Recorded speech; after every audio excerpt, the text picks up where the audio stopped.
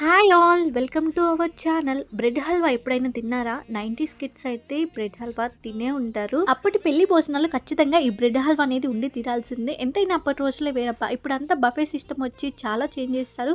ఇప్పుడు చాలా రకాలు పెడుతున్నా కానీ అప్పటి మాత్రం అస్సలు గుర్తులేవు ఎవరికి.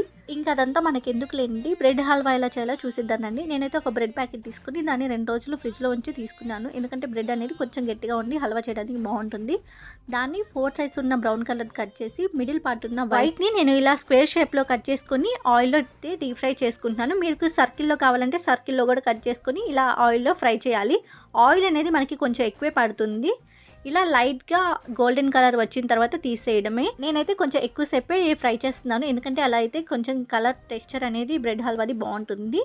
సో ఇంకా అన్నీ అలాగే డీప్ ఫ్రై చేసుకొని పక్కన పెట్టుకోవడమే. ఇంకో పక్క నేను బాదం పప్పు, జీడిపప్పు అన్నీ కట్ చేసి పెట్టుకున్నాను. ఇప్పుడు ప్యాన్లో 2 టేబుల్ స్పూన్ల నెయ్యి వేసుకొని మనం కట్ చేసి పెట్టుకున్న డ్రై ఫ్రూట్స్ని లైట్ గోల్డెన్ కలర్ వచ్చే వరకు ఫ్రై చేసుకోవాలి. అలా అయితే సరిపోతుంది మనకి, లేదంటే ఎక్కువ అయితే మాడిపోయి టేస్ట్ అనేది బాగోదన్నమాట. సో ఇవన్నీ ఫ్రై చేసుకున్న తర్వాత ఇంకా అదే ప్యాన్లో 1 కప్ షుగర్ వేసుకొని లైట్గా ఫ్రై చేసుకుంటున్నాను. 1 షుగర్ అయినా పర్లేదు, మీ టేస్ట్ని బట్టి మీరు షుగర్ అనేది యాడ్ చేసుకోండి. లైట్గా ఫ్రై అయిన తర్వాత 1 కప్పు వాటర్ వేసుకుంటున్నాను. తీగ పాకం అంటారు కదా, అలా వచ్చిన తర్వాత మనం ఏదైతే ఫ్రై చేసి పెట్టుకున్న బ్రెడ్ ముక్కలు ఉంటాయో అవి ఈ పాకంలో వేయాలి. వేయించుకున్న మొత్తం బ్రెడ్ పీసెస్ని ఒక్కొక్కటిగా ఈ పాకంలో వేసిన తర్వాత వేసిన వెంటనే కలపకుండా 1 నిమిషం అలా ప్లేట్ పెట్టేసి ఆ తర్వాత కలిపితే మనకి టెక్స్చర్ అనేది చాలా బాగా వస్తుంది. సో ఇప్పుడు చూస్తున్నారు కదా మీరు, అలాగైతే కలపాలన్నమాట. కలిపేటప్పుడు కూడా మొత్తం మెత్తగా కాకుండా కొంచెం లైట్గా బ్రెడ్ పీసెస్ ఉండేలా కలుపుకుంటే బాగుంటుంది. మీకు ఇక్కడ వీడియోలో చూస్తుంటే టెక్స్చర్ ఎలా ఉండాలి అనేది తెలిసిపోతుంది. అసలు అరోమా చేస్తున్నప్పుడు ఎంత బాగా వస్తుందో.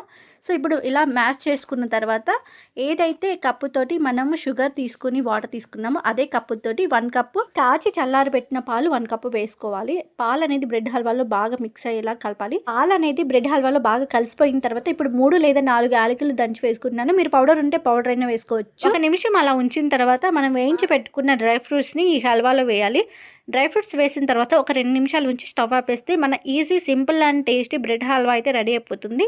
మీరు కూడా ఖచ్చితంగా ట్రై చేయండి. టేస్ట్ అనేది చాలా బాగుంటుంది.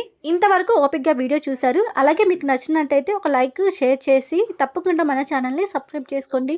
మీరు స్వీట్ తినకపోయినా మీకు ఇష్టమైన వాళ్ళకైనా చేసి పెట్టండి. ఖచ్చితంగా మీకు ఇంప్రెస్ అయిపోతారు. Thank you for watching.